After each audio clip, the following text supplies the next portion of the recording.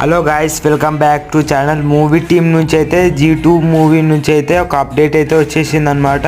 చాలా అంటే చాలా బాగుంది. ఇతను ఒకప్పుడు బాలీవుడ్లో అయితే లవర్ బాయ్ అని చెప్పుకోవచ్చు, కానీ ఇప్పుడు మన టాలీవుడ్లో one of the biggest most villain అని చెప్పుకోవచ్చు. టాలీవుడ్ మోస్ట్ విలన్ అని చెప్పుకోవచ్చు. ఎందుకంటే ఈ ఒక్క మూవీలో, అది గూఢచారి మూవీలో అండ్ మన ఓజీ మూవీలో కూడా ఇతనే విలన్ అనమాట.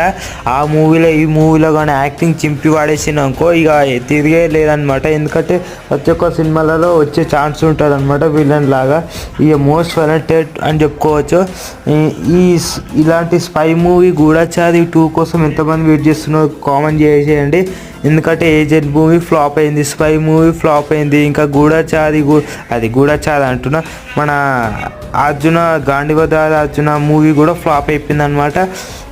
ఇవన్నిటికన్నా ఇప్పుడు ప్రజలకి కావాల్సింది నువ్వే గూఢచారి, ఓకేనా?